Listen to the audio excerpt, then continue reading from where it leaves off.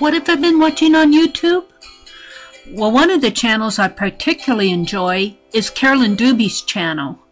Carolyn describes herself as a little kid trapped in a grown-up body. On Google+, she hosts a community called A Colorful Playground. Well, since my journal is an art journal playground, I think that we can be friends. Carolyn is an accomplished artist, teacher, and author. But one of the things I like most about her is that she is not afraid of making those are mistakes, in her art and working around them to a fantastic finish. If you have not found Carolyn's channel yet, click on the link in the description box below and be prepared to have a very colorful journey. Okay, I'm getting ready to work on my next page layout. I need to finish the envelope that I'm going to do for this one. But I'm going to cut several pages out here because I'm going to do another very thick page, and I don't want my book to build up too much bulk. And I'm going to be removing all of these pages, but never fear, I'm going to bind these into another journal, or like I did here, take them and use them on another page layout. So I'm just going to cut in here. It gets harder as it goes deeper, but I think I can do this. Okay, I start out by removing some pages from my Wallpaper art journal. There are too many pages in here and the book is going to grow fat, so never fear, I will repurpose them in this journal or use them to create another journal. Now I'm getting ready to gesso some pages. You're only going to see me gesso one page, but I actually gesso 3 of them. You'll want to listen to my show and tell session because I do have some remarks about the gesso that I'm using. After the gesso's all dried, I get out a kit, a needlepoint kit that I'm going to use as inspiration. And this is by Candlemar Designs. I got it at the thrift shop. And I just love these sunflowers. And it's a pillow. It's a needlepoint pillow. And I'm going to use it as inspiration for my pages. And I'm just showing you the different elements that came in that kit. I'm also going to use some texture paint by Deco Arts. I decide that I need my background pages to be a little bit darker so that they coordinate with the needlepoint design that I'm going to be painting on there, or the needlepoint that I'm using as inspiration. Now I take the cover of that needlepoint kit and I gesso the back of it.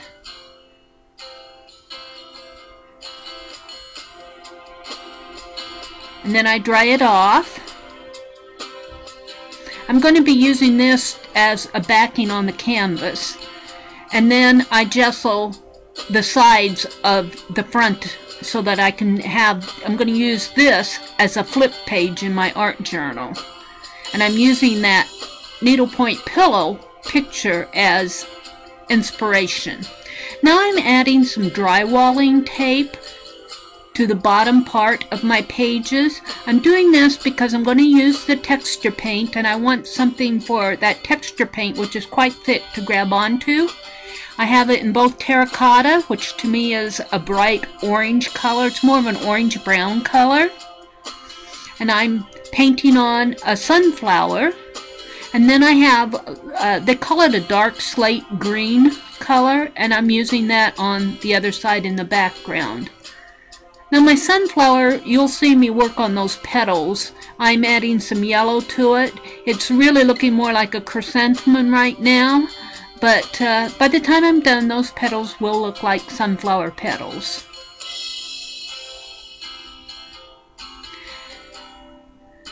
Now I put some more of that dark slate green on the page, and I want to see how things will stick in there, embed in there, so I'm using some copper metallic thread that I have. And I really like how that works, so I add a little bits of ribbon and tissue, not too much, because I still want the slate green to show. And then I do the same, use some of that slate green in the center of the sunflower, and I add some flat back embellishments, round embellishments, to form the seeds of the sunflower. And I'm just playing with the texture at this point. That flower will change. You'll see that I will eventually make those petals look like sunflower petals. Then I get out some more just bits and pieces that I have on my desk. I'm going to use them as texture on the lower half of the other side, and also I just want to see how well it will stick to the page when I'm using that heavy texture paint. And I'm using some lace and some bits of a gold foil doily that I have.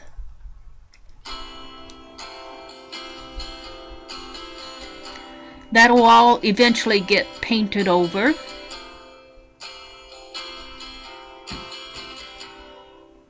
Just putting different, that's some string mesh ribbon, a bit of that I have left over from another project. And now I'm painting my other sunflower in. Now you can see I'm starting to make the petals look more like sunflower petals, and I do that on both of the flowers. Very happy with how these flowers are turning out. See, they start to look like sunflowers. And now I have some bling, some gold bling that I'm going to put in there.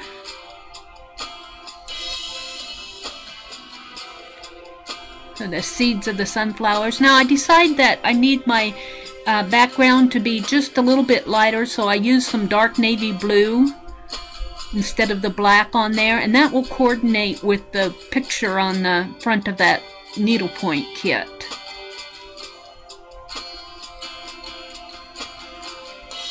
Now I get out my beloved gold screen printing, speedball screen printing ink, and start painting in petals on those sunflowers.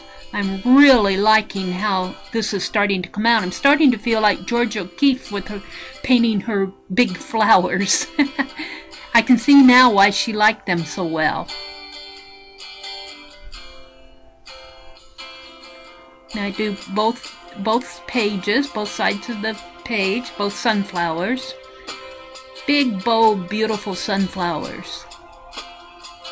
Now I'm getting out all about 5 different shades of green that I have on hand, and I'm using my that picture again as inspiration, and I'm painting some big sunflower leaves around the flowers.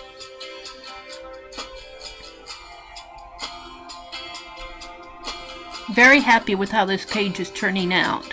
This book is really large. It's 16 inches high, and with a double page layout, it's 22 inches wide.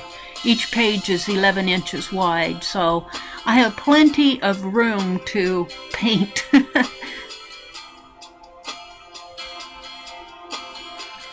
Just adding touches around those leaves. Very happy with the colors on those sunflowers. Just putting some of that green around the edges of the pages.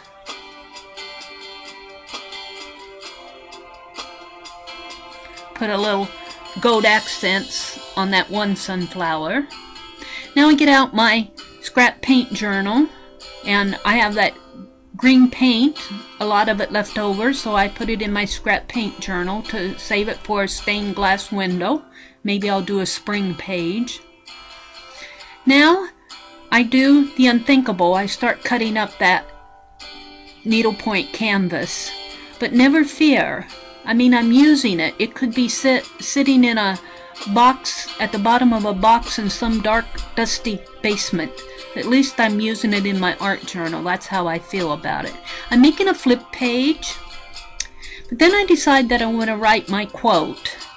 And the quote is actually one from Helen Keller, "Keep your face to the sunshine. You won't see the shadows. That is what the sunflowers do." And I don't have room to write the entire quote, but I do get "keep your face to the sunshine," and I think that just fits perfectly on my page. I really like how that is fitting in there and how my page is turning out. And of course, I need to paint the letters with my gold screen printing ink.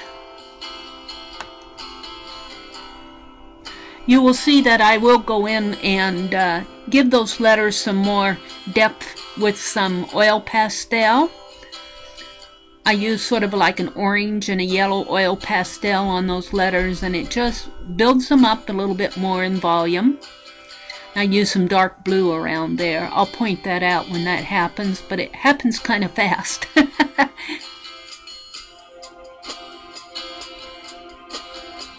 Keep your face to the sunshine. You cannot see the shadows. That is what the sunflowers do. How could I not use this canvas on this page? It just fits. It amazes me how I will get pieces at different times and they all seem to come together at the right time, and that's how I felt like this journal and this pillowcase needlepoint kit came together just when I needed it to come together in this art journal. And it says exactly what I want it to say, and I really like how that word sunshine fits around those flowers.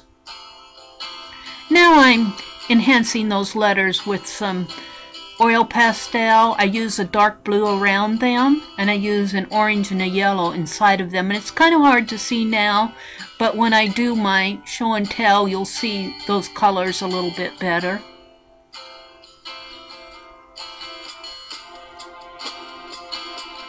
Keep your face to the sunshine. That's what I'm trying to do in 2014. That's one of my objectives.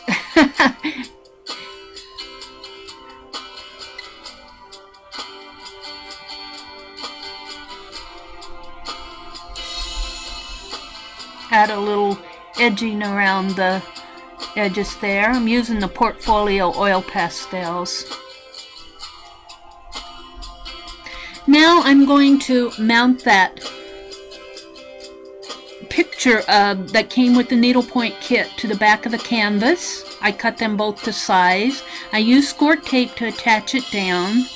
And then I get out some Wellbond glue. And now I'm only going to apply the glue to the borders. And that Wellbond glue dries very strong and very transparent. And I do not touch the actual stitching or the inside of the canvas. Just a beautiful piece. I'm so lucky to have found it. Now, after it's all dried, I attach it to the right side of my format. And then I have a little snip there that I can attach down on the back. This is actually the back side of the canvas, but I want it to have some of the design, so I have some left over from the border that I cut off. And I attach it down, and then I allow it to dry.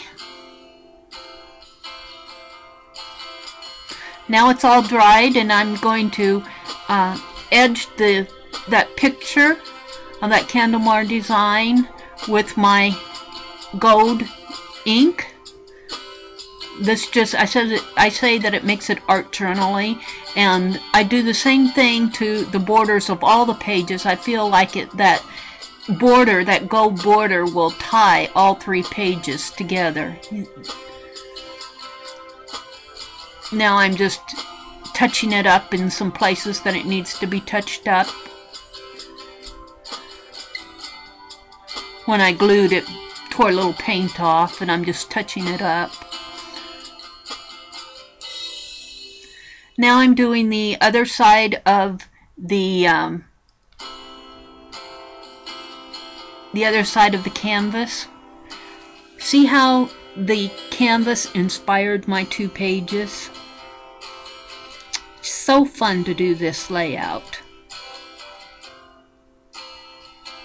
Now I'm just adding the border to the other side of the canvas so it'll tie all 3 pages together. Now I'm working on actually the page 6 format. I just have an envelope that I'm embellishing to put inside of that pocket that I made. This is a very simple format, but I'm using the colors of the sunflower. I'm using a worn penny and the gold and the dark blue. And if you use a sponge brush that holds a lot of paint, boy, that's a good reason to have a scrap paint journal. You can use up all that paint. Now I accidentally put brown instead of my worn penny, so I save it off of my journal and use the worn penny and the gold and the dark blue around the edges. And then I use that gold to sort of make the essence of the sunflower just kind of streak into the center there. Now what you don't see happening here is the dry time. There's actually a lot of dry time between each of these segments. Now I want to write the word keepings, because this envelope is going to hold various keepings of things that I save off in 2014.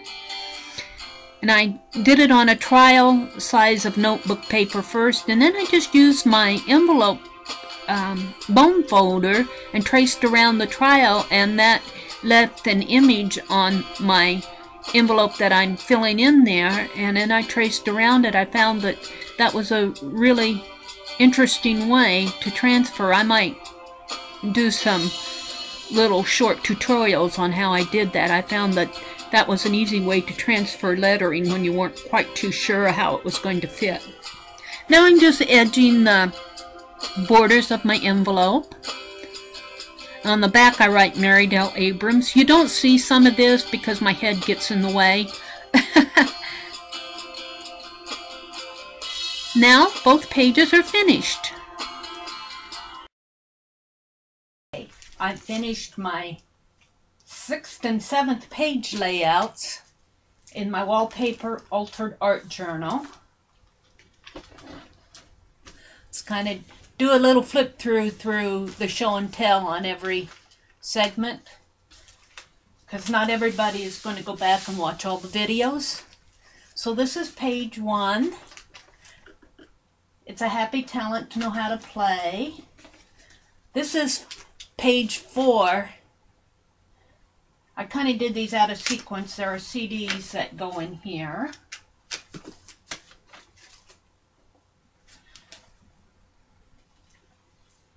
This is the 3rd page layout. These are done on acetate.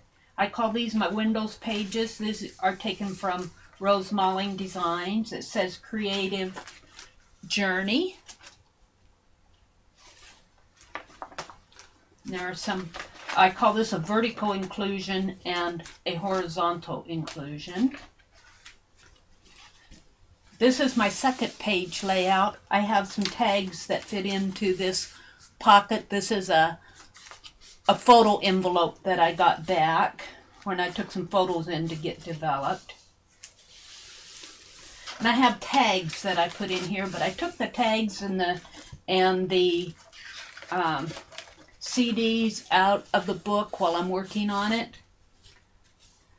just to give it a little bit more of a flat surface. When I'm all finished with the book, I'll put everything back in. And I know you're not going to be able to see the gold. I wish you could see the gold on these pages. This is my 5th page layout. This is a scissors based off of filet crochet, and then the inclusion is a big poster that says, "May your scissors always be sharp." And some of these things, like this one, I'm doing the tag along with the Hannah Montana group that are of the group of Crazy Island Family that are altering Hannah Montana books. And I'm picking ideas out of there, like this poster was, the Hannah Montana book had a poster in it. So I made my own poster. On this page, the Hannah Montana book had a little pocket down here. On this page, this was my own. I just based this off of my own Windows format, so I really did not follow anything in the Hannah Montana book on there. On this page, there were pockets, and people were putting secrets in them, and so I made my pockets, which are really kind of like CD envelopes, and my secret are CDs that I'm going to record all the YouTube sessions that I upload, so that for this wallpaper art journal, so that I'll have it in here when it's all finished. And then the first page layout was just a plain double page layout. And I put a quote on there, "It is a happy talent to know how to play." This is my 6-page layout, and I made an envelope out of one of the, I'll show you an inclusion here, horizontal inclusions. This was a horizontal inclusion that I'd taken out, and I attached it in here to make an envelope. This was a 2-page layout, and I chose not to alter the beauty of this page, of these 2 pages. The only altering that I really did was I cut out the inclusion and put it down here, and then I added some black edging around here. Then I did my own envelope, which says Keepings 2014, and then I put my name on it, and that will fit into here. So my 6-page layout, even though it's a pretty simple layout, believe me, it took some work. So it still needed some altering on it. But I'm not going to do any more to this because, like I said, I want to leave some of the beauty of this book alone. At least a couple, well, several double-page layouts that I'll probably do something similar to this. I don't know if I'll always put an envelope in it like that. We'll see when I get there. So that's my 6-page layout. And here's the 7th-page layout. You've seen me working on this. And the quote was taken from Helen Keller that says, "Keep your face to the sunshine." And then the rest of the quote is not on here, but it says, "And you cannot see the shadows. That is what the sunflowers do." And that's a quote by Helen Keller. And I need to write her name in here, and I will do that. So I'll attribute the quote to Helen Keller, who, by the way, you all know, was blind. But I took for the inspiration for my quote this needlework kit that I got at a garage sale or a thrift shop or something for $3. And it's a Candlemar Designs kit, and it had already been partially stitched. And I'll show you that on the other side, but I'm just showing you the front of the package here because I think it's so beautiful. I trimmed it out, I painted the borders black, and then I just put some of my gold around the edges, just very rough. Art journal-y, I call it. But I think it adds some shine to the page. But I wanted the beauty of this pillow. And I had purchased this, it has to be a couple years ago. Because it was only $3. And I knew at that time that I would probably never finish the pillow. Some of it in here is stitched, and along the borders is stitched. But I thought, well, at least the threads. I mean, I have a whole packet of threads in here. I have a whole packet of threads, and I do a lot of needlework, and I go, well, at least I can use the threads. So, and I also think even maybe I'll put this in the pocket over here. This is I think even the basic instructions here are beautiful. I mean, you could go in and color each one of those if you wanted to. I don't think I'm going to. I think I'm going to leave them just like this. I kind of like that. I probably won't put the threads. Maybe I'll do that right now while I'm talking to you. I probably will not put the threads in this book, at least as they are in a pile like that. I'll just put this as a part of my keepings here. I don't know how long I'm going to keep this clasp on there. But even now, look. See, I've got this open to page 6 and page 7, and I still have the beauty of that pillow. Front of that needlework pillow. And when I bought that, I said, well, you know, it could sit in some deep, dark, dusty box at the bottom of somebody's musty basement forever, or I could use it in my art journal. So I'm going to, even though I painted them out, this canvas here is credited to Candlemore Designs. I figured that I'm free to use it. It would probably get more use than if, you know, if it, like I said, if it was stuck in the bottom of somebody's basement, musty basement. So, and I drew inspiration off of these sunflowers. That's when I painted my sunflowers. And what I really like about this page is I put drywall tape on this page to help hold the texture paint. There is a couple of layers, or several layers of texture paint on this page, and I thought that drywalling paint would hold my texture paint. And what I really like is, at the point where I did not get the paint on there, you can still see some of that drywalling tape peek through here, and that really goes with the canvas. And when I flip it over, look at, there's the beauty of that canvas. Now this is attached, the canvas, the original painted canvas itself is attached to the label that came in the envelope, and I only attached it along the edges with weld bond glue only along here, which dries very transparent and very strong. So this part in here is untouched and unglued, no paint on it. This is all original.